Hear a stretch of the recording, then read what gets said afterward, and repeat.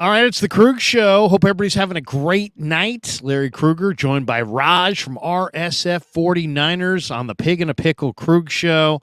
And it's always good to talk with Raj. And maybe we should we strike up the band? We usually strike up the band. This time, here we go. We'll give it a couple. Here we go. There we go. God, that StreamYard rock is awesome. I mean, it's just... This. It shows incredible creativity by me to choose. I could have chosen this. I could have gone with this one. Hey, welcome to the Krueg Show. Raj is in the house, everybody. How you guys feeling? Love songs, nothing but love songs. Or I hear this is another good one. Feeding the Ducks. Oh no. Sets a real tone. We're gonna go real slow here on the FM dial. Raj, good to see you, man. We're talking Niners. We were at camp today. I was at camp practice number 14, and we're off and running, man. It was good to see you at practice. We're brought to you, of course, by Pig and a Pickle. Let's tell everybody, 2 locations, Emeryville, Corte Madera, from 11 a.m. to 8 p.m. or until they run out. Pig and a Pickle, the best barbecue in all of Northern California. Marin Auto Glass, New York-style Italian sausage. More on all of our sponsors in a bit, but first let's check in with you, Raj. What we haven't seen each other since camp, but man, what a great time it was in camp, huh? Yeah, no, I was good to see you in your first off, I like the rock. The other stuff, I thought we were doing an R&B show real quick. I like the rock. I missed that intro. It's been a while since we talked. It was definitely good to see you at training camp in your element. It was cool to run into you there. Camp was fun, man, as it always is.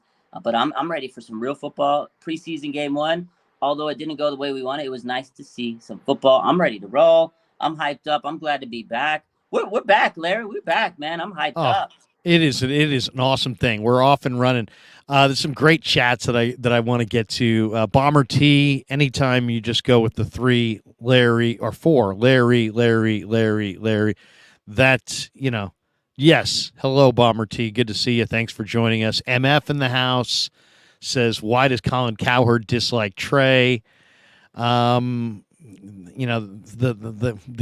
common knowledge on that is that his daughter dated Trey, and Cowherd, when they were dating, was very pro Trey, and now post relationship he appears to be very anti Trey. And Raj, if I sum that up correctly. Yeah, it's the dad in him. If my daughter dates someone and all of a sudden they're not dating together, I probably have some mixed feelings about the guy. I think that's it. There you go. We nailed it. Digital Drew says, you're effing late, Larry. That's lazy. You're lazy, boy. I love you, boy, but you're lazy. To be fair, I talked your ear off before we started. What's that? To be fair, I talked your ear off before we even got on air. So I know we were chatting. We haven't seen each other since camp, and Raj and I were going every single Monday. And I was saying that we got to get a new day. What's going to be our new day, Raj? Because now I got Niners Wednesday, Thursday, Friday, Sunday. So our Tuesday, Wednesday, Thursday, Sunday typically is the schedule. Okay. I mean, I could still keep Monday, but if you want to roll Sundays, we can roll Sundays too. So we can go Monday. What do you want to stay Monday at 1? We're if in our normal. Yeah, we could do Monday. Let's do that. Let's keep it around Monday. Yeah, I'll look at the times, but we'll keep it around. Let's look at the time, so we'll get that down. We got this one from Gilo Jr. Larry scarfing down a sausage right now, wiping off the mustard from his chin. I gotta get on. Hold on, Raj is in the other room, honey. You got a napkin? Can I get a napkin? Chris Hernandez says, L show for being late. Oh gosh, people are mad. See what happens? Yes. I should say the show's going to start at 8:30 or 8 or around 8. I just was waiting for some of you guys to join us. I didn't want you guys to get here, before we got rolling. Sorry to make you wait though. That's not cool. Look at Trock. That ain't right. This is a family show. This is a family show. Not even going to say that one. That ain't right. Come on, Trock. What happened to your Danny Dimes? Instead, you go with that.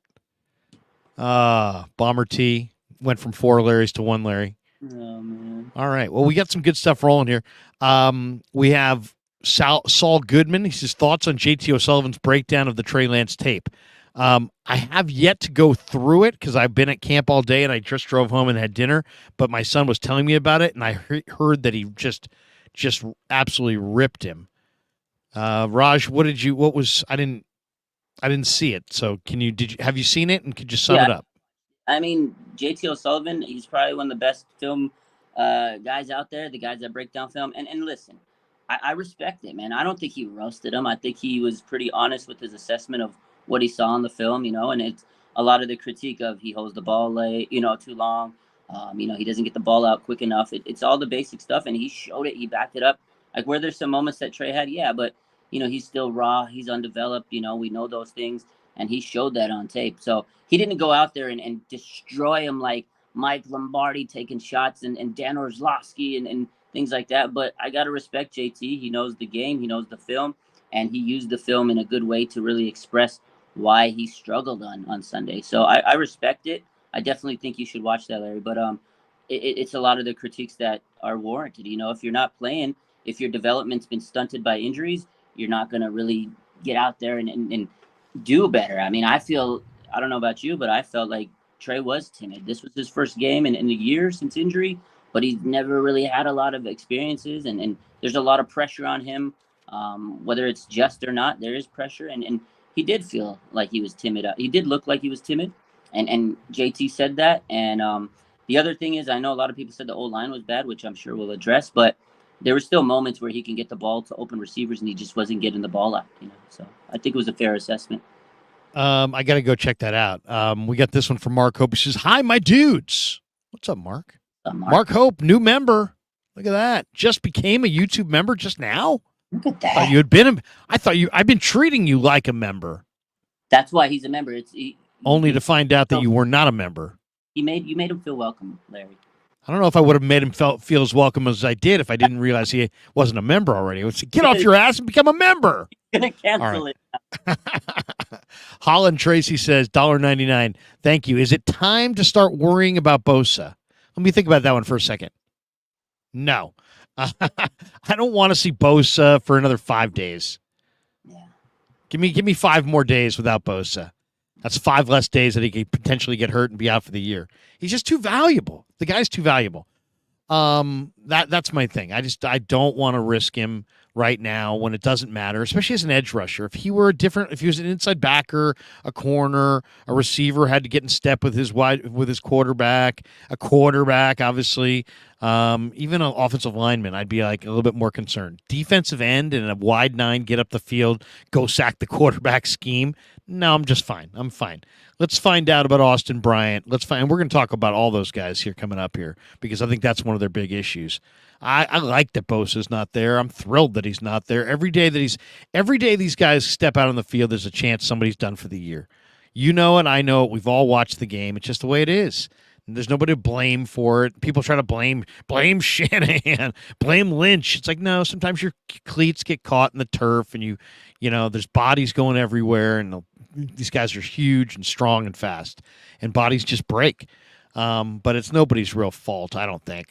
One thing I did see, Raj, this week as far as Trey Lance, and we're going to get into Trey Lance here, against the Raiders. I charted the thing. I went through and looked at every single play, where they were, down and distance, formation, and I had, 27 total plays. Of those 27 plays, 7 of them were runs, all right? I saw 8. There was basically 18 pass plays. I had 9 or 10 of them being good pass plays, 8 of them being poor pass plays, and 2 where I just said it was an offensive line collective breakdown. Okay. So what does that mean? It means he was basically in his pass plays, he was basically 50-50. And as a quarterback, you got to play at a higher clip than that.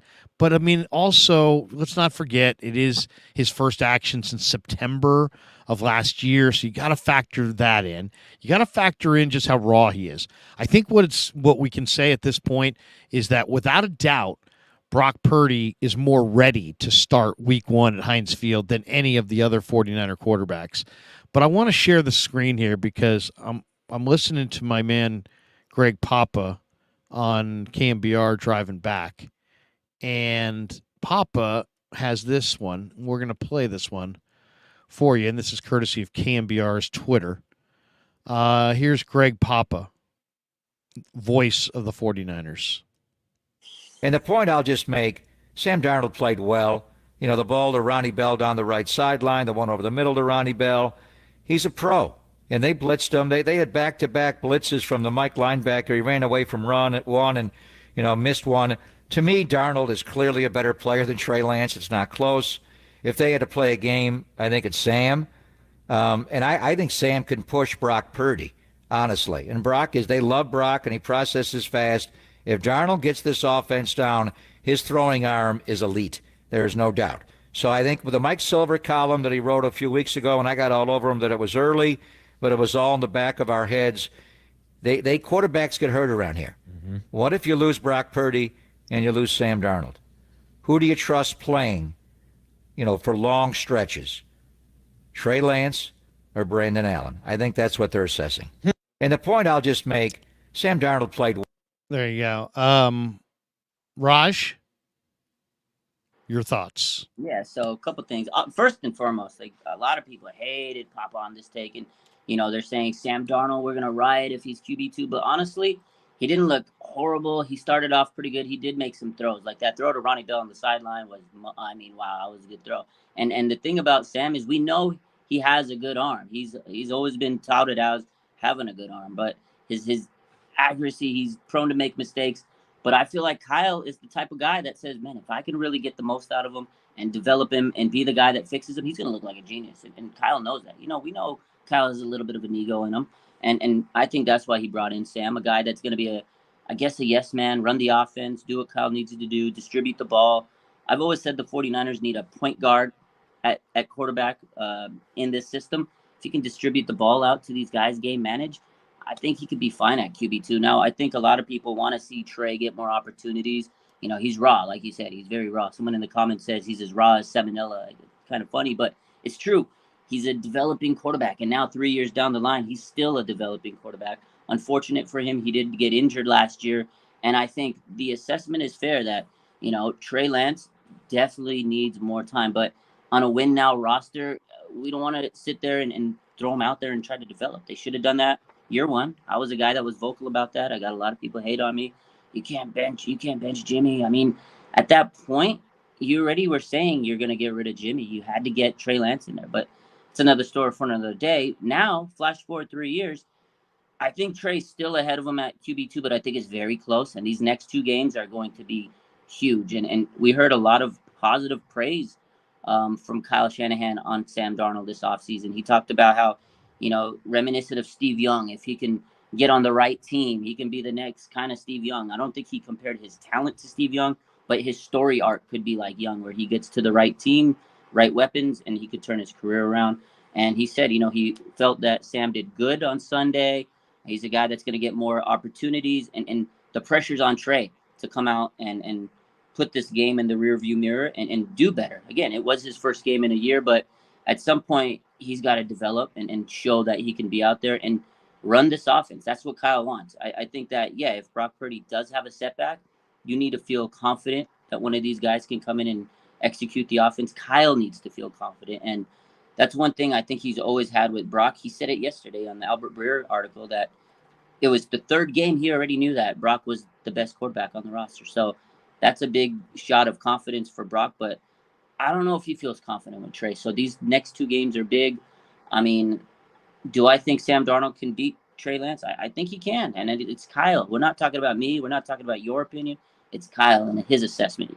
He does some things that a lot of people don't always agree with, but I think Sam Darnold is very close to Trey, maybe ahead of him in some aspects. But I don't think Trey and Sam Darnold, or not Darnold, but Brandon Allen are at that same level. I think Trey's ahead of Brandon Allen, but the media is putting this spin out there that, maybe Brandon Allen's QB3.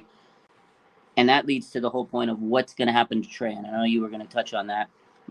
If I'm Trey Lance, Larry, I ask for a trade. I need mental clarity to know that I'm going to be given the opportunity to go out there and be a starter somewhere. And if I fail, that's on me.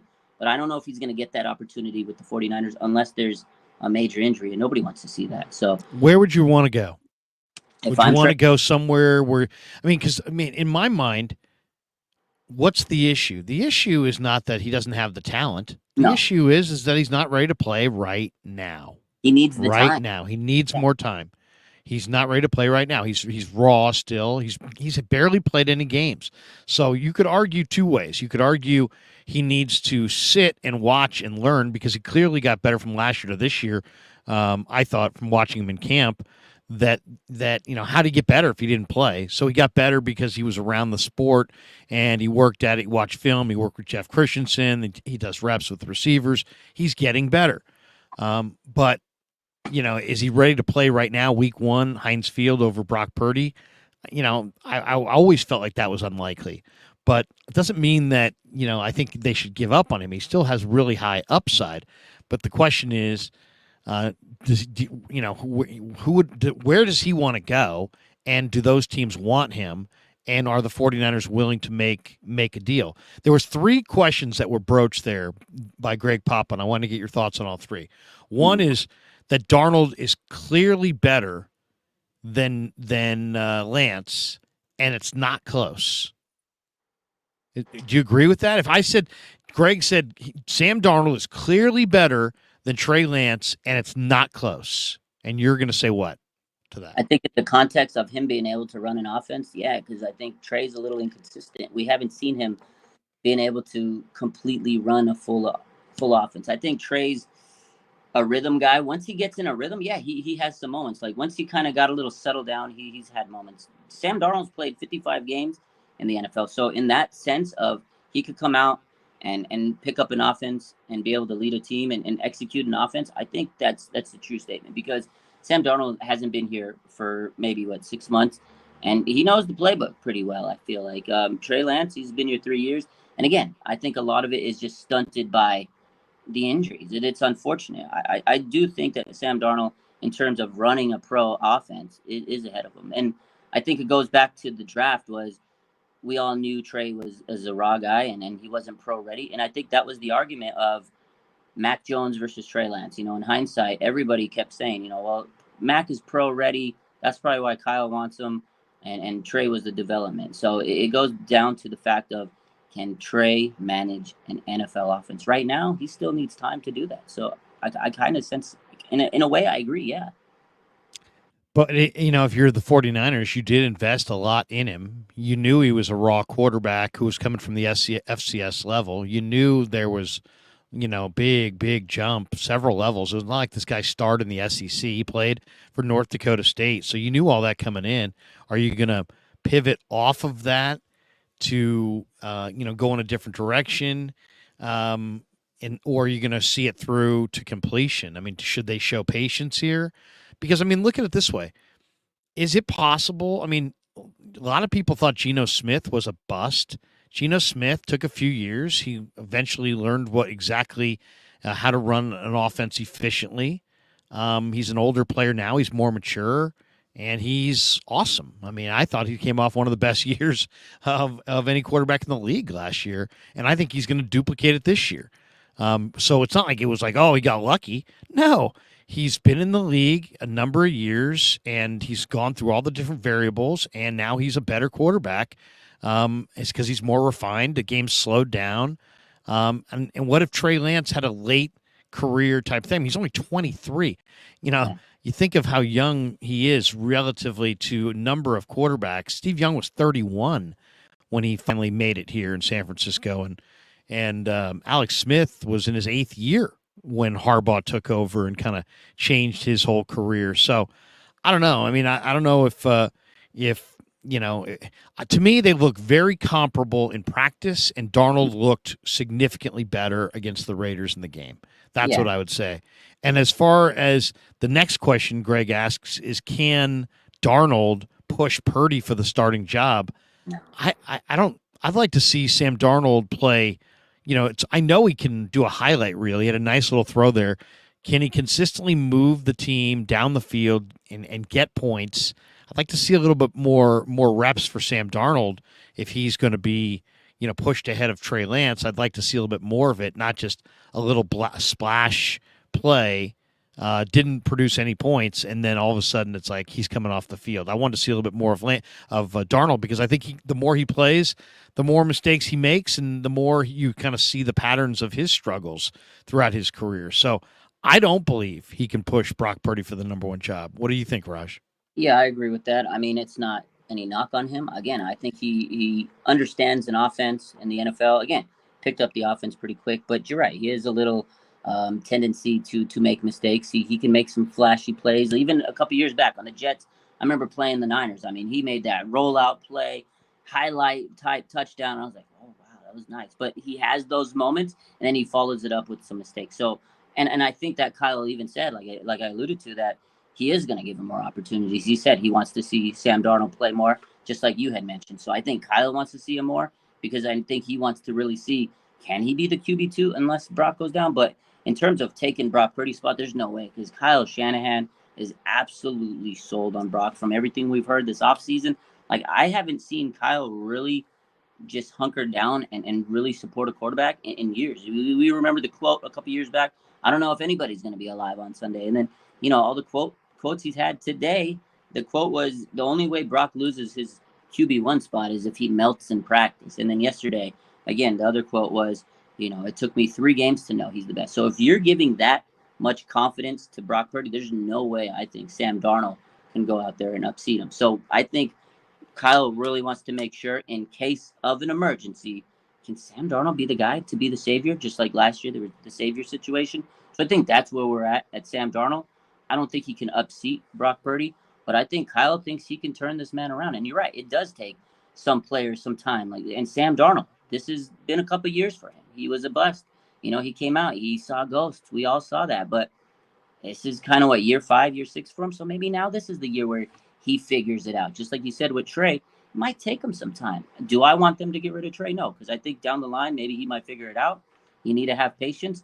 But for Trey's sake, he needs to play to get, to not just sit around. Again, if I'm Trey, I'm asking for a trade, because in my mental space, I need to know if I can play. I don't want to just sit around my whole life and be on the bench. So if I'm Trey, yeah. But on the Niner hat side of things, as a Niner fan, putting my hat on, I want to keep Trey, because you're right. You got to have patience with the guy like that. And I think Kyle knows if he gets rid of him, and if he pans out, then Kyle's gonna be like, man, I should have stuck on with him. So, but they don't owe him that. I think, again, they owe Trey the opportunity to be the best version of himself. What do you think of the last part of Papa's question, which was he kind of makes it seem like it's a tough call between Lance and Brandon Allen for the number 3 job? I mean, think about that. I mean, that's the way Greg's framed that. Who do you want coming off the bench? Cold, basically. In a football game, the veteran Brandon Allen or the raw Trey Lance. I mean, that's what it sounded like the way he was framing that. I don't know. What do you think on this one? I mean, personally, Lance has got a lot of upside. If you're going to move on from Lance, that's a dramatic move. I would imagine there has to be something dramatic coming back in return. Otherwise, you're sitting there going, that's just a swing and a miss with that much draft capital. I think if I were them, I would rather, do something, find some other veteran player that they could get to be, to come back in a deal for him if they decide to move him. But what do you think? I mean, do you think they're really debating between, Brandon Allen at $1 million as the number 3 guy, or Trey at $9 million, but, with the guy that's a year ago they thought was their franchise quarterback? Yeah, if they are, that's a slap in the face to Trey Lance. That's crazy. I mean, no disrespect to Brandon Allen, but you're right. He doesn't have the upside of a Trey, and I think that's why they wanted to draft him. He had the upside. He has this potential, but again, it's going to take some time to get out of him. And I feel like that part of the take was where I was like, okay, that's where the pushback from me came back, because I was like, whoa, that was kind of a spicy take. And I think a lot of that deals with Pop was kind of one of those guys that was pro Mac Jones, and he kind of felt a lot of pushback after the draft. I remember people roasted him on Twitter when he said, "Oh, I can't believe they're drafting Trey Lance. This is a sacrilege. This was terrible." He was on record of saying, it was a bad pick. They should have went Mac Jones because he was pro ready. So I feel like that part of him is coming out in that take and saying, yeah, Trey's not even capable of being a player in this team. Stick with Brandon Allen, the vet, which I get where he's coming from in terms of sticking with the vet that can pick up an offense again. But that's crazy to me, to just give up on a player you spent that much capital on, to just throw him out of there for Brandon Allen, was backing up to Joe Burrow, and all of a sudden you just signed him for depth because you needed another guy out there, maybe to be your practice squad fourth emergency. That's crazy to me. Again, Trey just needs some time, but this is a win now team, and I feel like you don't want to give a win now team a developmental quarterback. But are they going to make a move with him and try to say it's in his best interest to go somewhere where he can play? If they do, I think that's the way they frame it, and that's how I would frame it if they do. But where could he go and play? Washington, Atlanta, Tampa Bay. Would he play over Ritter in Atlanta? Maybe eventually, huh? Maybe, yeah, maybe. I think Buccaneers. Because there you go, quarterback situation's pretty murky. Buccaneers. I'd love to have Luke Gadecki, their offensive lineman, who can play guard or tackle. That would be a nice little return. They're not getting Gadecki, but I'm just saying that would be a nice player coming back. That's the question. That is going to be very interesting at the cut down. Do they keep the veteran Brandon Allen, or do they go with Trey Lance and show patience? I would try to show patience unless I felt like I was getting some good value in return. Holland Tracy says, if you were calling the plays out there, Larry, would you start Trey again in the second preseason game? Maybe wait for game 3 for Purdy? Yeah, I'd start Trey again. Yeah, why not? Trey in the first half, Darnold in the second half, maybe Allen one series at the end. Mop up, something like that. I want to see a little bit more of Sam Darnold, not just one series of Sam Darnold. I like to see a few series of Sam Darnold. So yeah, I think first half Trey would be good. Let him go out there at the beginning of the game, and there's a reason that players get better from week 1 to week 2 in the NFL in the regular season. There's also a reason players get better from year 1 to year 2. Because you go through it, and then all of a sudden you go through it again, and, it's like anything else. Anything you're doing for the second time, you're likely doing better than when you did it the first time, right? So, I think that makes sense. And I would like to see what he looks like this time. He looked really fidgety and nervous at the beginning of the last game, right? But he hadn't played since September, and he's barely played. All right, now it's preseason game number 2. You're at home. Start faster and show you can move the team.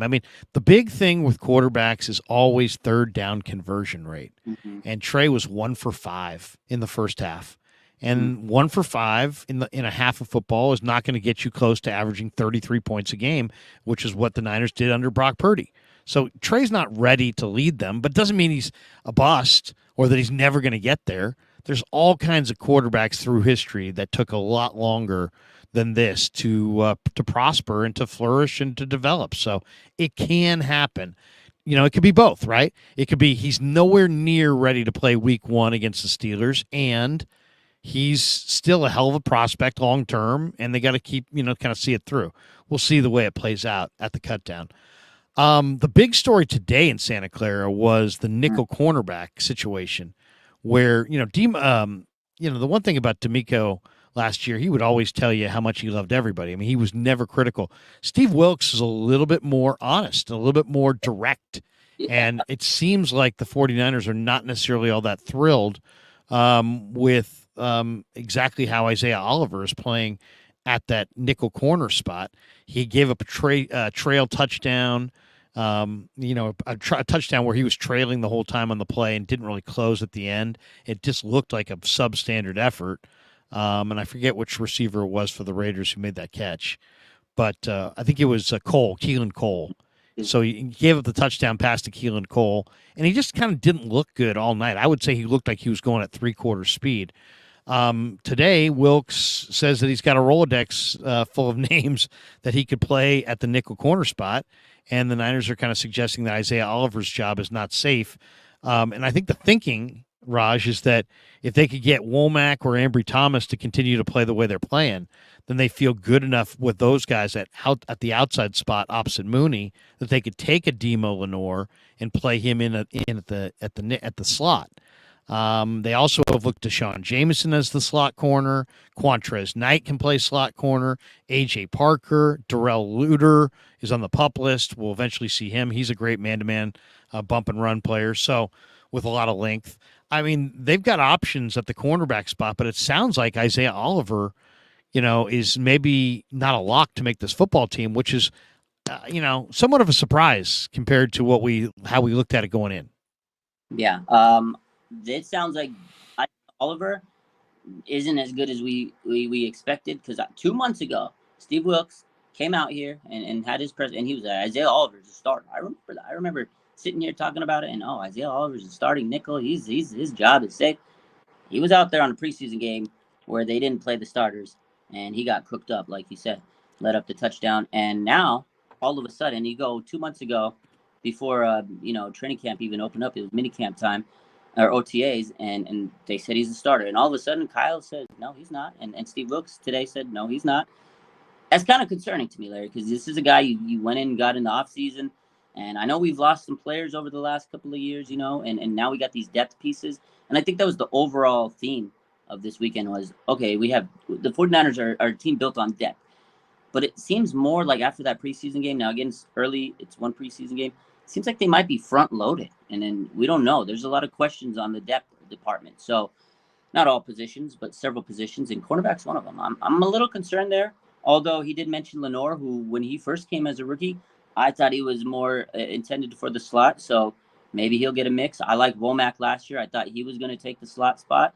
And Ambry Thomas, man, this guy is not giving up. He's fighting hard for that spot. And I think it's the good thing about this is it's opening up a lot of competition, and it's making these guys play better. But I am a little concerned because you want to have your defensive backs situation solidified. But it does give us some depth, some guys that might get some more action. And like you said, Jameson, guys like that. But I was really proud of Ambry. He stepped up. He played big. He was really down last year after some potential in that first-year rookie season. I mean, he took the Niners to the playoffs, right? And we were all hyped on him. And last year was a bad year. And training camp started pretty bad for him, but he kind of turned it around when he got the PBU on Kittle and starting to look better. And I think Ambry might surprise everybody and take that third cornerback role, whether it be in the slot or outside. But Steve Wilks has been talking a lot of nice things about Ambry, and I think maybe he was doing it to like boost up his confidence or whatever the case is. But Ambry's he's been rising. But if it's up to me, I think Sam Womack should be the slot. I saw a lot of good stuff from him last year. I've seen good things about him this year in the slot specifically. I mean, again, Lenore showed last year in the playoffs. He's nice, if you underestimate him. So if it's me, I think the final three cornerback rotation starting wise is going to be Womack in the slot, Lenore on the outside, and Mooney Ward on the outside. But I don't know. What's your guess on the three cornerbacks? Well, I mean, Ambry told us today that he works out in the offseason now with Mooney. And, that's obviously a good thing because Mooney's one of the good young corners in the league. I just think in some ways Ambry Thomas is, there's a reason this guy went in the third round. He's kind of physically the prototype. 6 feet, 190, 195, great athlete, long arms, terrific speed. And I asked him today, I said, you had a great finish to your first year, and then the second year it wasn't nearly as good. How would you describe your career to date and how it's gone? And he's like, the first year I was just concentrating on getting better, and I was, feeling good at the end of the year. And then he basically said, the second year I kind of felt like everything was kind of handed to me, and I didn't work for it, and I didn't appreciate it, that kind of thing. And he basically just kind of said that he felt like it was handed to him, and he didn't really, adjust the way he wanted to. And he's in a better frame of mind this year. I mean, you're talking about a guy with great skills. So, I mean, once again, if Ambry and Womack can lock down that corner spot opposite Mooney Ward, you got two good young corners there with talent. Then you know what? Then Lenore can be the starter. Diamador can be the starter at the nickel spot, and you can play if you keep Isaiah Oliver. You can play him off the bench. You also have Deshaun Jameson. I think Quantrez Knight is the sleeper to watch here too, because I think Quantrez, in a lot of ways, is the perfect nickel because he can hit, he's inside, he can hit, and he, he's a forceful player against the run, and he also can cover. He can play corner. He's got corner experience. He can play safety. He's got safety experience. But they got a lot of options, and that was Steve's point today. Jameson, Knight, Parker, Luter coming back, Diamador Lenore. I mean, if Oliver's not up to it, they've got options, and he's not a lock to make the roster. So, guys get old quick in this league. I'm not saying he's old because Isaiah Oliver's only 30. Even he might not even be that. But he's not, but he's coming off his best year. So I think the 49ers were hoping that they could catch lightning in a bottle and get a little bit of the best of Isaiah Oliver. I mean, coming out of Colorado, he was considered kind of a blue chip corner with size, and he struggled on the outside. He's only 26. I said he's 30. He's only 26. He's young. Yeah, so that's relatively young. So I mean, he should be able to be better, but I don't know. Maybe he's got an injury. To me, I didn't love the way he showed in Vegas on that turf. He just seemed like he was a step slow. Yeah, he did. He did tear his ACL, I think, 1 year. Suffered a knee injury in week 4 back in 2021. So yeah, he has an injury history. Although last year he was healthy, so it was the first year back. So I mean, obviously he's had some trouble in the past, but he's a young guy. The 49ers brought him in this offseason. I think the biggest thing that was kind of shocking why everybody's talking about this is he was supposed to be the starter. And Steve Wilks said he was a starter. And all of a sudden, you're like, wow, what happened? So it is shocking to me. I mean, it is nice that we have a lot of young players that are going to be able to compete. It's going to make them better because in the past, we've sat here and we're like, oh, we don't have young depth. We don't have any depth. So in one side, you can look at it and say, glass half full. Like, okay, we do have some depth. But at the other side is, this guy that you thought was going to be your starter is not going to be your starter, or maybe they just need to push him to be better.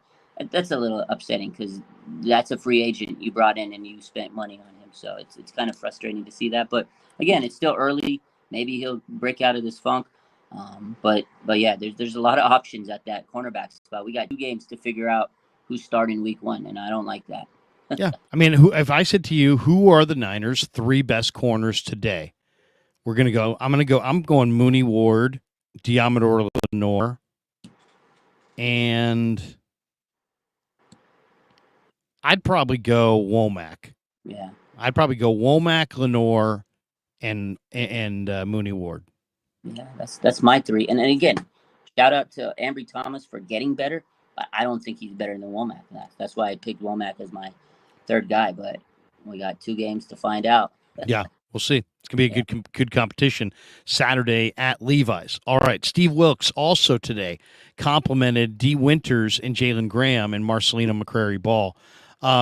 This is where the Niners are enormously deep. Now, Oren Burks is hurt and may not be healthy until after week 1.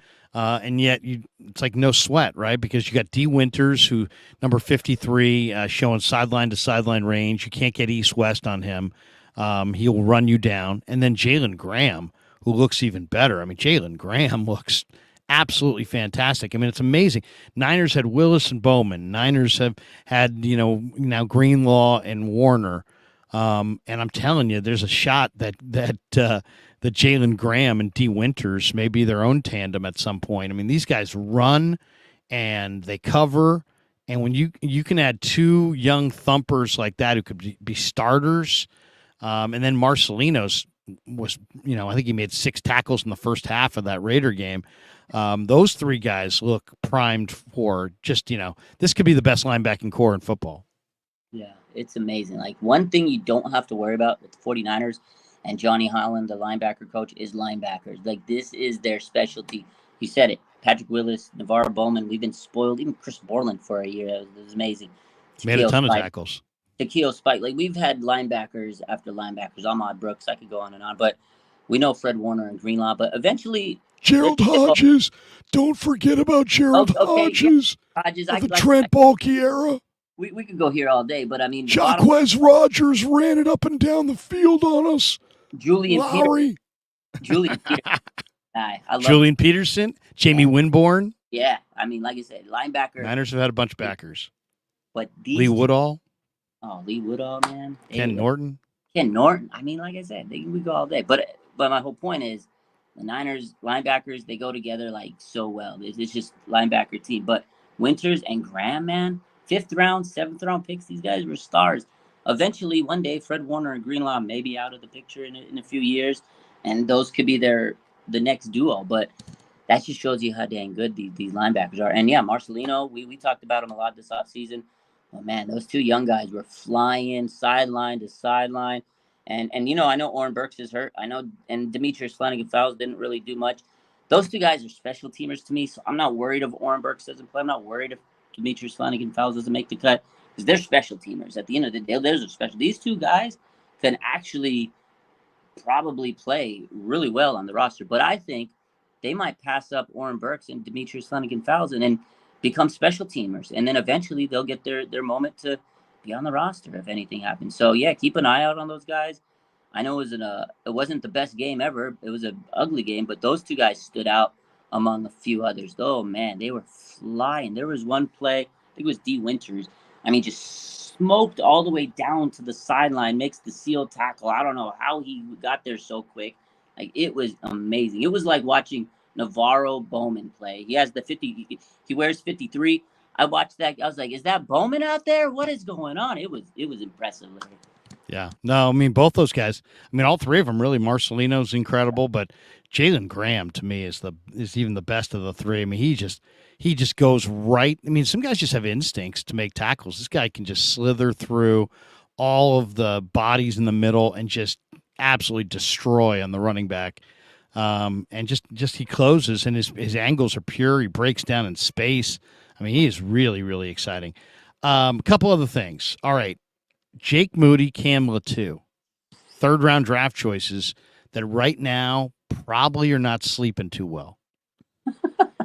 Seriously. I mean, think about it. You're a 3rd-round draft choice. That means, you're a day 2 pick in the NFL. Somebody thinks you've got a long future in the league. And here you are, you're in your first camp, and the Niners are expected to go to the Super Bowl. You're the kicker, and you miss the first 2. And suddenly it's like, uh-oh. Let's see what the rookie's got. And you got Zane Gonzalez sitting right there looking over his shoulder. You got Robbie Gould a phone call away. And then Cam Latu, I mean, what can you say? I mean, he fumbled in the Raider game. He almost dropped that pass. He's dropped a bunch of passes in camp. His hands don't look that great. He's a big, strong, athletic guy, but, man, the ball skills look very, very raw. I can't remember the 49ers in a championship window taking a player this – to keep him on the roster would really be like developmental type of an approach. What do you think? Jake Moody, Cam Latu, are they both going to make it? Both not going to make it? Who makes it? Who doesn't make it? I'm going to start with Cameron Latu because people didn't like the pick from the jump. They should have drafted probably an O-lineman or an edge rusher. People kept saying, and I think Cameron Latu, I was shook when they took him. I mean, we both said that they'd probably take a tight end. They took one in the 7th round. I think Braden Willis has looked by far and away better than him in training camp. I'm sure you would agree. And Cameron Latu, he's been dropping stuff. Listen, we know Jerry Rice allegedly put stickum on his hands, Larry. I think allegedly Cameron Latu puts butter and grease on his hands because this guy cannot catch a pass. I think if they cut him, nobody in their right mind is going to take him and roster him. He'll be a guy that's going to make the practice squad. And like you said, develop. He needs a lot of development. So I don't think he's in danger of being cut. Now, it might suck for Kyle drafting him in the 3rd round. And, people are going to criticize him for that. But they'll cut him. He'll make the practice squad. This guy he's not going to do enough to turn it around in these 2 preseason games from everything that's coming out of camp and stuff. It's unfortunate because he's always going to have that stigma of, they should have drafted another player over him because he's a 3rd-round guy. And that leads me to Jake Moody it was a preseason game. There shouldn't be a lot of pressure. And I know it's early. He'll probably bounce back from these. But the pressure on Jake Moody is the stigma he's going to always have, no matter how you slice it, of being a 3rd-round kicker. He's going to live with that. It's not going to be Jake Moody. People address him as the 3rd-round kicker, Jake Moody. The 3rd-round kicker, Jake Moody. That's how people are going to address him. And it's unfortunate. He didn't ask to be drafted in the 3rd round. And people are always going to say, when he misses a kick, we should have kept Robbie Gould. Or why did they get him when he had Zane Gonzalez? There's going to be a lot of people that are going to be in an uproar when he misses. Because one thing that Robbie didn't do was miss field goals in the preseason. So he's got big shoes to fill, a lot of pressure. I think he'll be fine. But again, there's a stigma. And every time he misses something, people are going to bring up the fact that they could have drafted an offensive lineman instead of a kicker, which the offensive line did not look good on Sunday. So that's my take on that situation. A lot of pressure on those guys. If I asked a Niner beat writer today, a nameless Niner beat writer in the media room, how long of a leash does Jake Moody have? He said 2 years. Okay. I said 2 years. Wow. How about 2 quarters? 2 quarters. Wow. 2 games, maybe. Well, 2 years. Years is crazy. 2 years? Come on. With Robbie Gould sitting at home, with Zane Gonzalez hitting 55 and 57-yard field goals in camp, this Jake Moody could struggle for 2 years in the middle of the Niner championship window and still be around?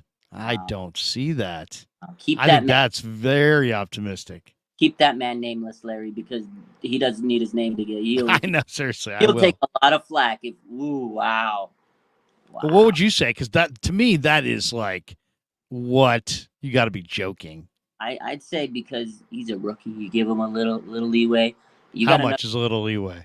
I'll give him 3 games. I'll be nice. I'll give him 3 games. 3 regular season games, or three? Yeah. What if he kicks bad in the next two preseason games? Is that your 3, or is it weeks 1, 2, and 3? Is he the kicker week 1 no matter what in your mind? Is there anything he could do in this camp where you would say no?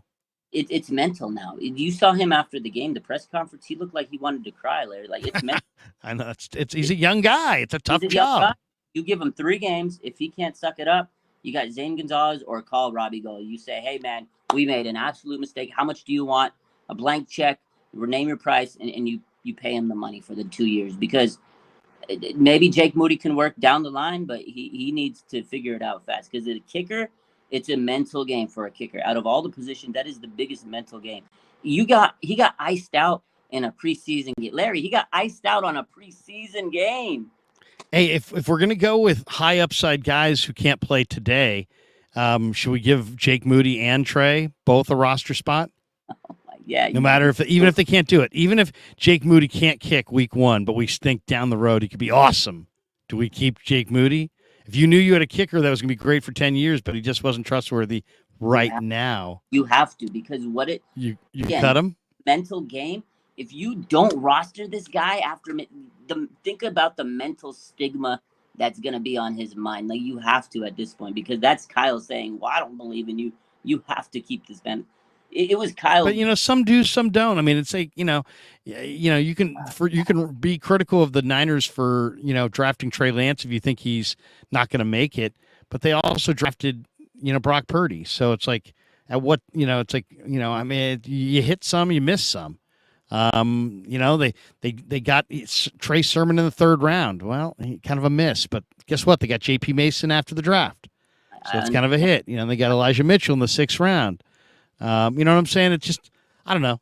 It's one of these things. It's like people always, make a huge deal of what you spent, but ultimately, we'll see how people feel about this when it's all said and done. Well, real quick, yes. You could have got a kicker in the 7th round to miss 2 field goals. You had Robbie Gould. I know you had. You kind of created a need out of nowhere, to be totally honest. And you got Zane Gonzalez. Like, you already took a kicker this offseason, and then you went and drafted a kicker. Like, I don't. And I loved Moody. I was on the high. I saw him in college. I went to Michigan games. I've followed Michigan. Like, I like Jake Moody.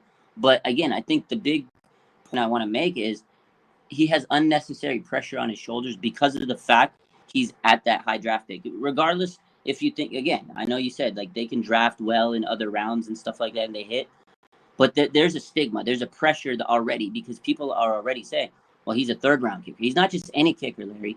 He's a day 2 pick at kicker. And it's just a stigma. What if he's a great 10-year kicker, but he's just not ready right now? Do you use 2 roster spots on a kicker? No. This is our long-range kicker. I don't care if you can kick it. He's here for kickoffs this year. We have one guy for kickoffs, one guy for field goals. And then maybe Shanahan, maybe the crowd votes at the commercial break Oh who my they want to God. kick, Moody or Gonzalez, make them both active on game day. And then the scoreboard says, and the Niners become the first interactive field goal kicking football team in the NFL. Their fans actually make the call. That's how important they are in San Francisco. They vote on the scoreboard. And today they're saying, Jake Moody, Jake, come on out. Yeah, and then Shanahan's like, yeah, we had to roster 2 kickers because of this stupid promotion. Oh my God! Can you imagine if they roster 2 kickers? I will be sick. We just can't decide which kicker. Do we go with Zane? Do we go with Jake? Jake, Zane, Jake. You know what? We're gonna give up double spots. We're gonna take 2 kickers and we'll decide on game day. We're thinking about maybe making them both, putting them both on they'll both be up every week because we want to have a choice. We'd like to have a choice every single time. We'll play this kick by kick. No. All right, Zane, why don't you try it this time? Oh, that would be epic. That would be epic if we have just a gigantic, strange kicker debate. No. All right, 2 last things. Before we get to some supers here. The Niners tried the Eagles rugby scrum short yardage play. Good idea, bad idea. Now, Sam Darnold isn't necessarily, and Brock Purdy certainly isn't Jalen Hurts. Jalen Hurts has rare leg strength. He squats 1,100 pounds or some ridiculous amount of weight. He's got some of the strongest legs of any quarterback maybe ever. And so he's ideally suited for this scrum play. The Niners didn't get it. But I kind of like the scrum play because I think if you can keep your feet, you've got a real chance to, on the second or third effort, get the first down. Seems kind of high percentage. Yeah. I think I might line up with Poe or somebody, maybe my backup O lineman, like I like Feliciano at fullback, maybe, and just somebody with some serious heft and strength. Whoever your strongest D tackle is, that's off the bench. If Jason Poe's active and he's the second strongest guy on the team, maybe him. But just get really strong guys and push that pile. I don't know. I mean, what do you think? I liked it. I hate watching it, and it seems almost impossible to stop when the Eagles are running it. But I actually think if they're not going to, blow the whistle right away and halt forward progress, you got like multiple shots at it. You got your initial push, and then you get your kind of secondary push, and maybe even like a third push. I don't know. To me, it seems kind of high percentage. The more I see it, the more I think, you know what? This works. I think I would try to do this. I admire the Niners for copying the Eagles here. I think this is a good trend worth copying. What do you think? I don't know. I don't like the whole situation. But in the NFL, it's a copycat league. If it's a play that people can't stop, then yeah, you might as well do it. That's the whole mentality. But I don't like it. I don't think that they should keep rolling with it because I don't know. I'm just not a fan of it, Larry. I get it. I understand where you're coming from on it. And it could be one of those plays where if it's unstoppable, why not do it? Because the Eagles execute it to perfection. I just don't think that's our style. I don't like it. I don't like it because I'm just picturing it. We're in a big situation. Kyle calls this nonsense, and it comes back to screw us. And then we're going to sit there and go, why the heck are we doing that? I don't know. I'm not a fan of it. All right. Well, there you go. One man says yes. The other man says no. Now we got to put it up on the scoreboard. Put it up on the scoreboard. Vote. Vote in our poll. Always drip 805. Larry, I thought John Lynch had the best roster in the NFL. Isn't the case with our depth that showing versus the Raiders was an embarrassment. Well, I don't know if it was an embarrassment. I mean, come on. I mean, it was just they didn't, they couldn't score in the red zone. I mean, I don't know if it was an embarrassment. The Raiders looked fired up to play. It's the first preseason game. I don't put a lot of credence in the preseason, but I really don't in the meaningless preseason. And the way it used to go was the first game totally meaningless because it's just you haven't played, nobody knows. It's random. The last preseason game is like everybody's just trying to get out of there without getting hurt. No starters generally play in that last third preseason game, and so that one's not worth judging. It used to be the dress rehearsal was that first half of the third preseason game. Now I kind of think it might be the first half of the second preseason game. But then you get coaches like Sean McVay with the Rams who just like, hey, you know what? If we got a Super Bowl contending team, we're not going to risk our guys. We're going to sit all of our guys and make sure that our money is on the field 100% come week one. So there's different, ideologies, different philosophies. I think you need some preseason. I see the way guys play in that first game when they haven't played, and it's like nobody knows how to tackle, nobody knows how to fall. There's just weird stuff that happens in the first game sometimes. So I would say you need one game. Everybody needs one game. Like you're asking about Nick Bosa. What does he need? I think he needs one game. In an ideal world, before the Niners take on the Steelers, Bosa would go out and play one preseason game. And he doesn't need the whole game, of course. Just whatever number of series he wants to get a good lather. 3, 4 series, whatever. Just, go feel like Nick Bosa. What does that take? Does that take, 4 or 5 series, maybe most of a first half? That's fine with me. That's about what he needs. Other people would argue, no. You know what? You're going to play, 65 snaps in a football game. Maybe he's got to get used to playing 55 snaps. I don't know about that. I don't know. I don't know that he needs to practice with 55 snaps, especially as an edge rusher in this wide 9. Okay, last one. A lot of people making a big deal over Kyle Shanahan's Brock Purdy's the real deal, but comment. What did you make of that? And Kyle's doubled down. He basically is saying it over and over again. You kind of brought this up before, Raj, but he's making it perfectly clear that he believes in Brock Purdy. My take on the real deal was just that I think there's so many people that have made it seem like Brock is an aberration or lucky, or that it's not sustainable. His success, whatever he did, is not a sustainable thing. And I think that's just Shanahan saying, hey, you know what? Here's my football 2 cents. I think it is sustainable. And what am I going to call him? I'm going to say he's the real deal and basically give him the vote of confidence and let everybody know that I believe in my guy. What do you think? Does he, did he put a moniker on Purdy that he'll regret and walk back? Or do you think that it was the smart move of Shanahan to publicly support his number 1 QB? I'm absolutely thrilled he's done it and he stood by Brock, because what did I say earlier? This is the first time I've really seen Shanahan just support that quarterback and to make it clear, like he didn't have a controversy this offseason. Although if you ask content creators, just, it was a controversy.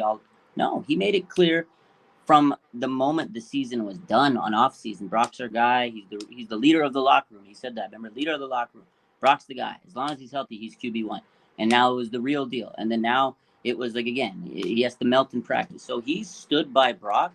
And to me, that is what you need in a young quarterback. If he's your franchise quarterback, if Kyle Shanahan believes he's their best quarterback and he's the franchise guy, I want him to say that. I want him to give the vote of confidence. He's also, 23 years old, just like Trey Lance. And it's unfortunate for Trey where he's at in this position. But Brock Purdy now is in the same position Trey has been. The quarterback, young quarterback, the franchise now, ready to take over this team. You want your quarterback to be supported by your head coach. And I love it. I'm glad Kyle's supporting him. It would be crazy for him not to. But the fact that he said it all off season and now he's ready and he's coming off an injury. You need that mental clarity from your coach to say, man, we believe in Brock. He came off a big injury and we still got his back. He's my quarterback. I know he can lead this offense. And again, people are saying it's an aberration. It's this and that. I think Brock Purdy, as long as he can stay healthy, he's going to continue to get better because he showed what he could do in that offense last year. And I'm sure he's motivated to prove people that are saying he's not to come out and be the same quarterback. Obviously, we don't know how he's going to respond to this injury. It's a very rare injury in terms of the NFL, but I feel confident in Brock, and I'm glad that Kyle gave him the support. That's what you need out of your quarterback and head coach. You want that duo. You want them to be happy together, I feel like. And I don't think we had that since Kyle Shanahan has been here as a head coach. Like, I don't think he gave Jimmy Garoppolo all the support. And I know now this is a different feeling I get for the quarterback out of Kyle Shanahan over these last 6 years. So that's my take on it. Yeah. The Albert Breers from Sports Illustrated obviously was in Santa Clara late last week, and he got a chance to sit down with with the 49er people, and he said he reported today, I read today, if you ask those who work in Santa Clara, the idea that Brock Purdy could be Kyle Shanahan's guy for the next decade isn't out of the question, which says plenty about where they stand. Interesting. Sounds like according to this, Shanahan told Albert Breer the Niners had a 4th-round grade on Purdy coming out of Iowa State. So that's his guy. It's interesting. He writes, he says he's a smaller guy. Talking about Purdy, he says he's a smaller guy. Where he played, I thought watching stuff at Iowa State, when you think of the wind there, the weather, and you watch his size, it's not like the ball on tape was just looking like a first-round pick. And then you look at his measurables, and you start to think of that way versus what you see. Like, man, this guy plays like a really good quarterback. We gave him a 4th-round grade. So interesting. The Niners had 3 6th-rounders and did not take Purdy. And John Lynch has insisted that Texans offensive coordinator Bobby Slowick, who was with the Niners previously, and Brian Griese convinced the brass that that somehow they needed to invest a pick in Purdy instead of trying to sign him as a free agent. Well, interesting story. I mean, the one thing about Brock Purdy, he's thrown a lot of picks in camp, and I'm always worried about the arm strength and the ball speed and that kind of thing. And we'll find out soon enough. But as far as even in I've been at every practice, this guy throws the ball with better accuracy than Darnold and Lance and Allen. There's no doubt. He's the most accurate quarterback they have. So it depends what, and he'll take chances down the field, and he's got a little bit more mobility. And when they get into move the ball drill, which is kind of a competitive situation at the end of camp, it's always Brock Purdy who, in the team drills, that kind of rises up and plays big. Yeah. So what does that tell me? That just tells me the guy's not about drills as much as he's about game situations. And if you put him in a game situation, you're probably going to see a better result than if you just try to, have him throwing against air or 7-on-7. Couple ones here. Holland Tracy says, if you were calling the plays out there, Larry, would you start Trey again in the second preseason game? I think I already read this one. Yeah, we read. Maybe wait for game 3 for Purdy. Yeah, I definitely would start Trey in game 2. Sal Goodman, BP needs to win the Super Bowl. Otherwise, Trey Lance pick is a disaster. Well, I mean, disaster? I mean, that's kind of high standards. But I kind of agree. But it's awfully high standards. Randall says, what loses games typically? Turnovers. What is Sam Darnold known for his whole career? Please, Lord, can the Sam Darnold love die already? All I'll say to that is, and I'm with you, Randall, more than I'm against you. I'm one of the people that didn't really believe in the Darnold effect. I saw him turn it over a ton at SC, and then I've seen him turn it over a lot in the NFL. And he does, to me, he just there's like he doesn't take care of the football, and he's inconsistent. Even with Carolina, I saw his last game, he had 4 turnovers. He had 2 interceptions, one of them on 1st and 10. He had 2 fumbles. He only lost 1, so he only wound up with 3 turnovers. But he threw for like 41 yards. And they ran for like 250, and they beat the Saints in the Dome. So I don't know. I mean, he looked better than Trey Lance clearly in this last game. Let's see what he looks like this week at Levi's. I in practice, and I'm there all the time, as I said. I thought Trey looked a little bit better to me in practice. But in the game, Darnold played with poise, and Lance looked really skittish and nervous and uncomfortable and inaccurate, and he looked young. Let's fast forward, right? That was his first game. Let's see what it looks like this week. I think we're gonna have a much better idea of where these guys sit at the end of this week. Mark Hope says, Larry and Raj, thoughts on Trey's preseason week 2 playing time? Seems to me like the more we move forward, the more the pressure builds on his 49er career. Yeah, we kind of just hit that. Yeah, absolutely. More pressure on his career. I think you're right. I think Trey's got to start. I don't want to see Purdy till the 3rd game. I think the 3rd game is more of the dress rehearsal nowadays. That's the way I feel. So I think Trey Lance should start because you want to see how he bounces back from adversity. You know, a tough game, the media ripping him. I feel like that's the thing that Kyle needs to do. Let Trey kind of come back out and showcase himself again. And I think we're going to see a lot more Sam Darnold this week. So it's going to be a real split between those two guys, I think, this week. Let's hit a few more before we jet here. Mark Hope says, Larry, is Wilkes in rebuild mode or dialed in? He's intense, but I don't think he's definitely not in rebuild mode. I'll tell you that right now. He's absolutely not in rebuild mode.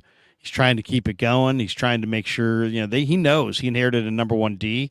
He wants to make sure it stays near number 1 and has his stamp of approval and gets better as the year goes on.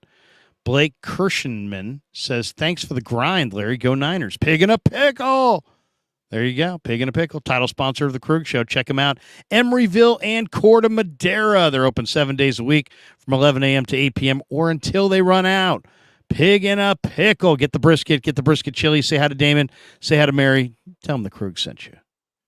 Cosmo. Raj. Guns N' Roses tea. You just went up a notch in his book. Thank you. I love Guns N' Roses. I saw him live one time when I was younger.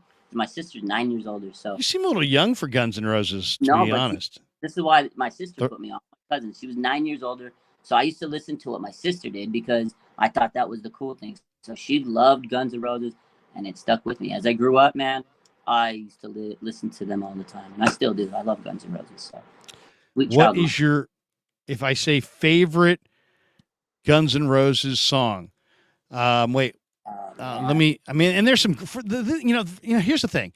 If you said to me, "Hey, Krueg, are you a Guns N' Roses fan?" I'd probably say, yeah, I guess, maybe a little bit. Yeah. It's like I wouldn't be like, yeah, heck yeah, Guns N' Roses, yeah. But then, like some of their songs are some of the greatest songs ever. Welcome to the Jungle. That's a good one. That's a pretty good song. Paradise City.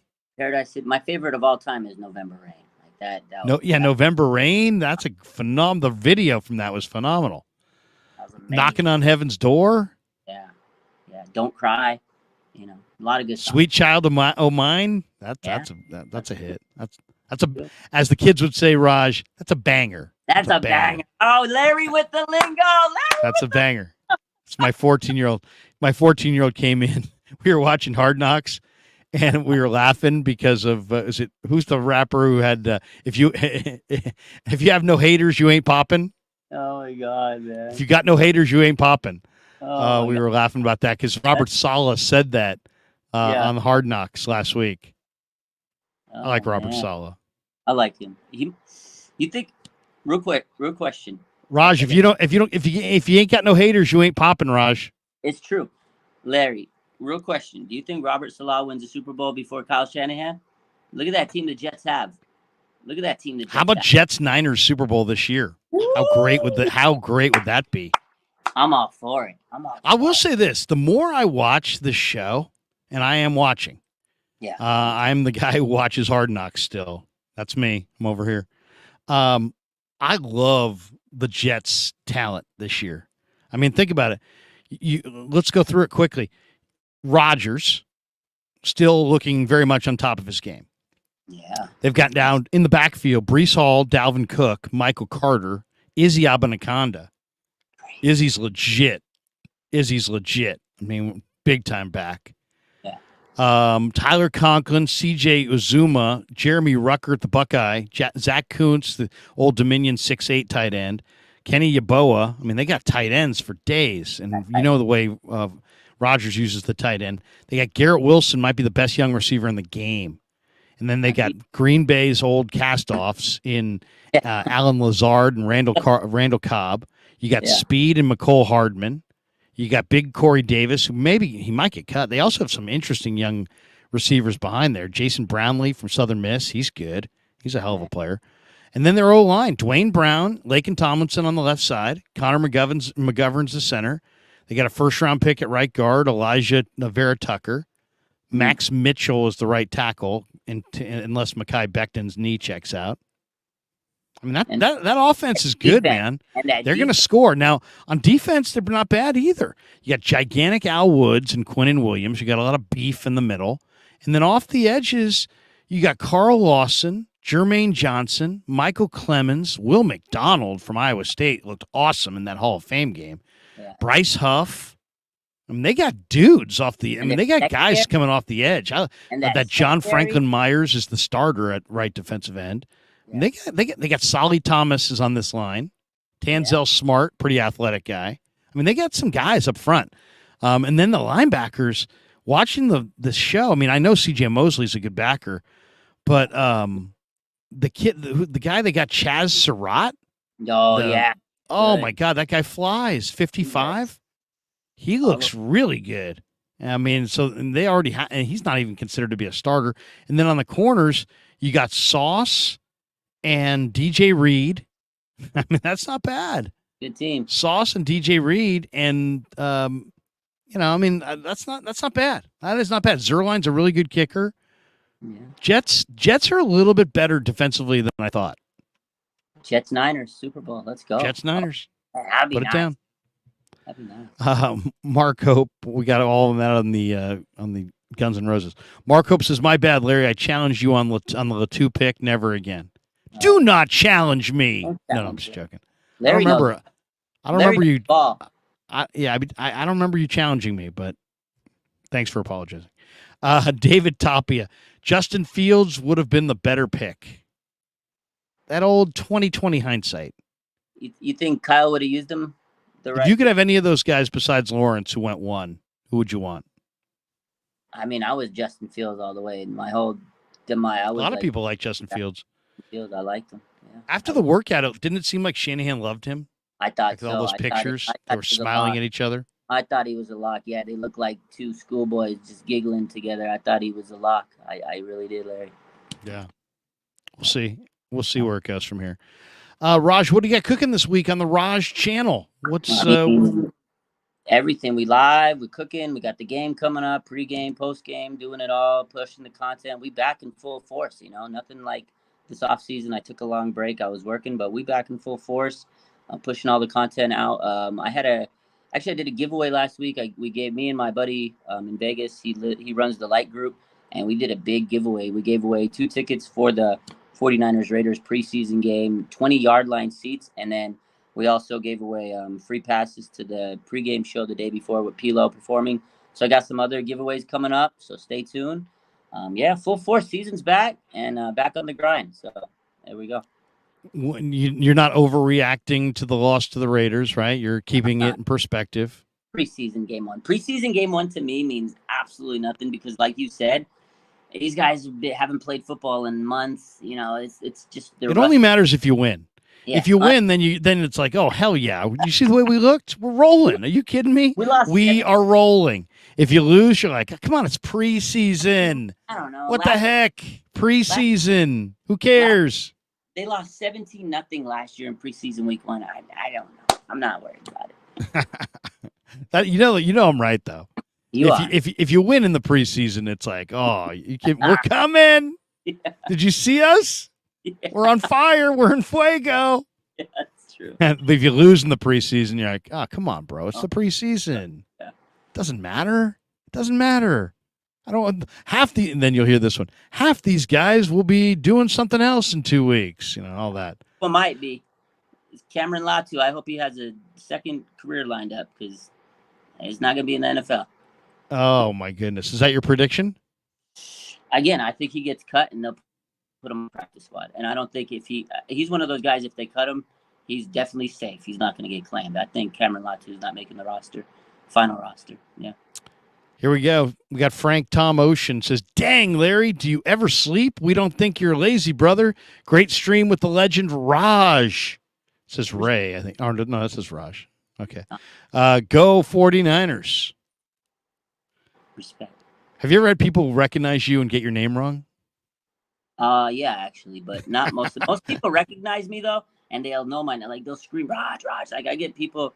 I'll be at like training camp or the games and stuff, and people come up. I think because I say my name so much, and it's happened like 1 or 2 times, but most of the time most people know, hey, what up, Raj? And I love when people come up to me at the game and recognize me. So please, if you Did I guys, tell you I was in the parking garage walking down the into practice one day, and there were two guys talking about something you had just posted oh yeah, minutes before. Yeah, I just saw Raj just posted Raj. Yeah, I'm like, I know Raj.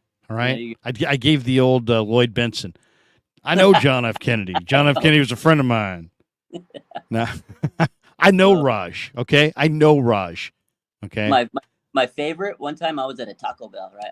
I pulled up at the drive-thru, and the guy was like, "Wait a second, I know who you are. Pull up, pull up." I was like, okay, pull up. I went up to the, and he was like, "Oh my God, it's Raj." He goes, "What do you want?" He's like, "I recognize your voice on the drive-thru thing." I was like, "Are you kidding me?" He goes, "I listen to you live." He's like, "What do you want?" It's on me. So I got a free Taco Bell meal because he'd recognized me for the live. It was the craziest thing. I was like, "Oh my God." He goes, I heard you on the speaker and I jumped. I was like, "That sounds like Raj. Pull up." And I got a whole big meal. It was fun. It was cool. Nice. Yeah. We should do a recognition show. I was driving down the street in Concord one day, and a teenager and his girlfriend look over at the stoplight, and then like I've got all my kids in the car. This is like 5 years ago. Have all my kids in the car waving me to the side. They're like, "Oh, we love your show, man. Can we get an autograph?" I'm like, "Dude, you're pulling me over." I mean, you're pulling me over. I've got kids in the car. I thought the guy wanted to fight. I was like, who's pulling me over? Oh man. Pulled over. I'm like, what? Like, oh, hey. My favorite fan story though, best of all time. I'm doing Giants post game. It's 1999 maybe. It was 2000 season. And we do the post-game show after the Giants game till midnight. Okay, so we do the post-game show till midnight. Me and Bruce McGowan go downstairs. I think there was the bar at Restaurant 24. Have a beer. Now it's like 1 o'clock in the morning, maybe 1:15. It's totally dark, right? Cross lefty O'Doul Bridge. I'm parked in the middle of the lot. And as I'm walking to my car, I see there's a guy laying on my hood. Oh, wow. I know, seriously. And I'm just like, damn, why? You got to be kidding me. This is my luck. It's like, I can't just go home. I got to have a guy laying on my car in the middle of the parking lot. So, oh, man. So I'm walking out there. So I get about 20 feet from the car, and I'm like, "Hey man, sorry I didn't leave you a blanket," or said something like that, just to try to make the guy lean up. And I mean, it's so dark, I can't see anything. And and I'm like, "What's up, bro? What's going on, man? Did I say something to piss you off? What's going on?" And the guy goes, Krueg, it's Greg from Bakersfield."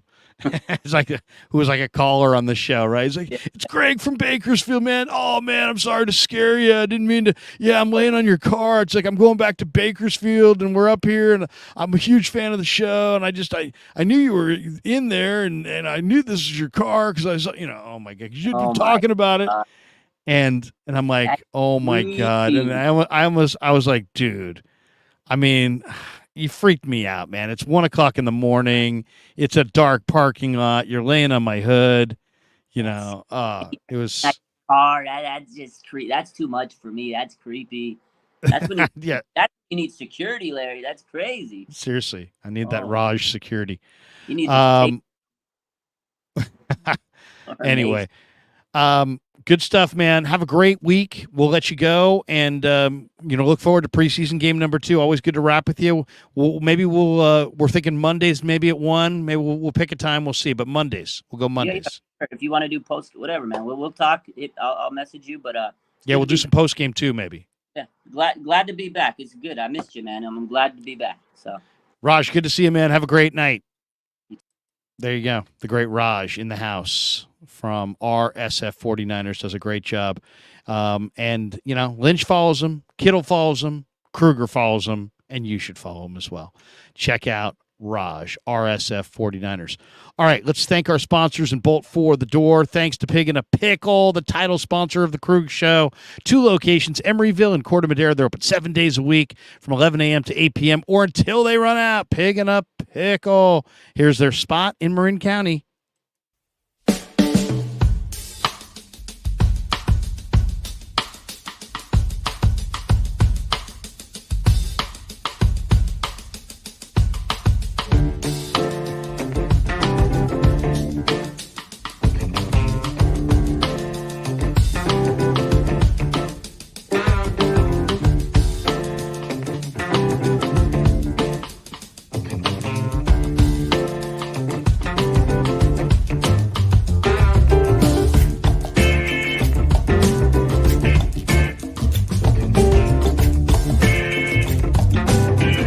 So New York style sausage was started over 70 years ago. We are the largest producer of fresh Italian sausage on the West Coast. What makes our sausage in New York style is really the recipe came from back east, from New York, from Connecticut. If you look at all of our labels, there's maximum 4 or 5 ingredients, which we're really proud of. There's no preservatives, no MSG, fresh in, fresh out. The pork comes in fresh, goes out fresh. There's never any freezing throughout the process. We've always used fine quality cuts. We're never going to deter from that. It's one of the reasons why our sausage is so good. I guarantee you put our sausage up against anybody else's from a flavor standpoint, no one will beat it, hands down. Hey, do yourself a favor and do me a favor. Go buy a package of the New York style Italian sausage. Guaranteed you will love it. Guaranteed.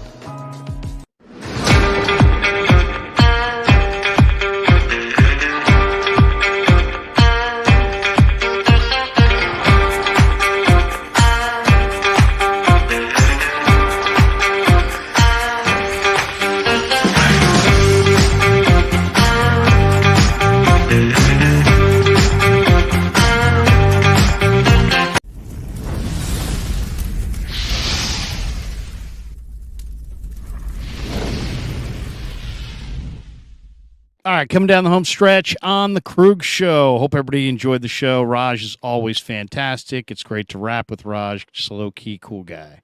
So anyway, and Raj and I usually get together Mondays at 1, but with camp and everything, we had to move it around. But look for it Mondays at 1 o'clock on the Krueg Show as we recap the weekend that was in the NFL. All right, Tuesday, August the 15th, we keep things rolling here on the Krueg Show. An hour and 21 minutes into the chat, and let's head to the comments section. And a couple that I wanted to get to here. Let's see what we got in the hopper. We'll go to the hopper. We got this one. Tim Donaghy's crew. Larry, thoughts on Deshaun Jameson at the nickel? Who would you like to see there instead of Isaiah Oliver? Well, I mean, to me, I just gave you my top 3 corners. I'm going Mooney Ward, Samuel Womack, and Demo Lenore. Those are my top 3 guys. I'm putting my top 3 guys in the field. I mean, this is the NFL. You got to play your best. And those are the best cover guys they got. Now, Ambry Thomas is impressive to me. Deshaun Jameson's impressive to me. I really like Quantrez Knight quite a bit. And I saw Darrell Luter in minicamp, and I think he might be the biggest talent of all these guys, to be honest. So it's not a disaster if Oliver doesn't pan out. I also am not going to stamp it official because the guy, veteran, nickel guy or slot corner suddenly has one bad preseason game. Let's give it a little bit more time and see what it looks like. But yeah, I think I would go with Womack and Ward outside and Demo Lenore inside. That's my guy.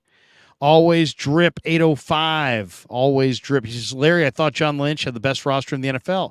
Isn't the case with our depth that's showing versus the Raiders was an embarrassment. I read that one earlier. But I appreciate it, and that's why I liked it, and that's why I started. Okay, a couple more here before we run for the door. This is a good one. You feel me? This season's going to be an epic season or an epic mess. There you go. There's no in between. It's going to be either heartache or elation. Now, I don't know. I mean, the Niners have one of the better teams in pro football. We got this from Jed York. Hey, Jed. He says, great listen, Larry. See you at camp tomorrow. Thanks, Jed. Yeah, he says, J Mill talking about Pasquale. He said his wink is the kiss of death. Guaranteed. There you go. And you get the wink. We got this one from Charisse Armistead. She says, you feel me? I don't like Michigan, but I want to see Jake Moody and Ronnie Bell do well because the 49ers don't need any weak links on the team. Body blue, raised arms. All right. Good stuff. Couple more before we jet. There's a lot of funny ones in here. Mark Hope just saying New York style sausage. Yes. Oh, it's fantastic. We were just there yesterday. We had a good time. Had a little lunch there. They make the most incredible pizza down there as well with the sausage and pepperoni. Absolutely amazing. Always Drip says, you effing lazy, Larry. You can get the effing lazy shirt. Wait a second. Where is it? Show everybody. Yeah, you can order the new shirt. The new shirt is a hot seller so far. I've already done a bunch of videos thanking people for ordering the shirt. Where is it? I can show it to you. Here it is. You're effing lazy. There it is. The Krueg says the Krueg Show on the front, and you're effing lazy on the back. And it is a phenomenal shirt. So go order that if you can at the YouTube store. I got a bunch of them today. It's incredible. Clarsard 49. Wait a second. Hold on. Let me take this T-shirt off the screen. Clarsard said, did you get a haircut today, Larry? Yes, I did. Like the fade? I told my guy, man, it's hot in camp. I go, this is the hottest time of the year, man. I want this fade tight. This is my preseason fade. And he said, yeah, Krueg, we can make it tight. So there you go. I got some serious white walls. Even my daughter looked at it. She's like, Dad, you look like you're like, militaristic or something. Digital Drew asked before, are we still on for Saturday? And yes, we are still on for Saturday. Digital Drew, one of our callers, is going to join me and the coach. Or do you want to Digital Drew, were you going to join me on the coach, or do you want to jump in on the post? Text me back here. I want a confirmation from you, Digital Drew. Are you thinking me, you, and the coach? Because I thought you said you liked the coach, but then I thought also maybe we might have talked post game. Carsard said the fade is fire. Thank you.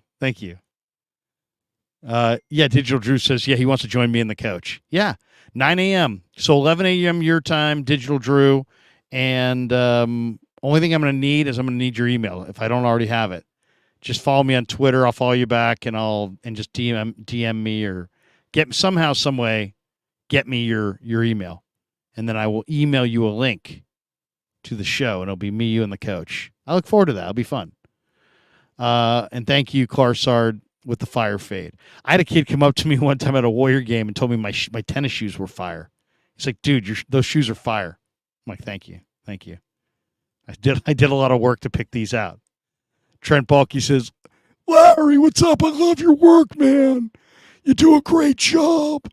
Thank you, Trent. Appreciate you. Digital Drew says, you need to make a hat, Larry. Yeah, seriously. Getting sunburn. But I borrowed some lotion today from Jack Hammer because I left mine there. Tim MF says, is Tim Ryan coming on? He goes by T-Rock, and yes, T-Rock will be joining us this year. I promise you. And I'll get him shortly. I was just talking to him the other day. I'll say, T-Rock, I need you on the show. MF really wants you on. I love Tim. Tim and I we go, he's my guy. That's my guy right there. Carsard says, get Danny and Rye on post-game, Larry. Ooh. Would you guys like to hear Danny and Rye post-game? Maybe. Yeah, that's a good call. We'll invite Danny and Rye on, see what they got going. It's preseason. What the heck? Why not? Danny's more baseball than football, but you know what? Who cares? At the end of the day, it's just about having a good time. All right. That's going to do it for us. Thanks to our sponsors. Thanks to all you guys. We're putting out a ton of content right now. We got with videos and live streams. We got a bunch of stuff coming up on the channel planned for the season. It's going to be great. and we're sitting at almost 21,560, something like that. It's not, my phone is not updating right now, but we're rolling. We're rolling. So if you haven't hit like and subscribe, hit like and subscribe. Join the Krueg Show. Join us. And Smitty says, cry wreck. Heck no. Bomber T says, Danny and Ryan would be the originals. That's right. That's right. Jesus says, will Steve Young be on TV at the games? I don't know, but you know what? I'm going to call Steve and get him back on our show. Love to get Steve's thoughts on where the Niners are. I'll give it till, I want to make sure we get Steve at a good time. I don't want to get him in the middle of the, let's talk about guys that aren't going to be on the team. Let's get that all settled, who's on the team, get a good feel for what they're looking like as a team. Then we'll get Steve hopefully on and hear his thoughts on their hopes for the year and their Super Bowl opportunity this year, how he sees it. I'd rather get that from him in a few weeks than waste him right now talking about preseason game number 1. All right, guys, thanks to everybody. Have a great night. I'll be back in camp tomorrow for another day from training camp. We'll bring you whatever we can bring you as far as locker room stuff or podium sound, camp videos. We'll do a little preview in the morning. We'll do a little review in the afternoon. Check it all out at the Krueg Show. Have a great night, everybody. Peace. Yeah, never met a man I've been scared of. Careful, you gon' get exactly what you asked for. Here for whatever you bring me, getting handled. I answer to no one, I don't need to hassle. Yeah, we ain't never fall back. Hold our ground.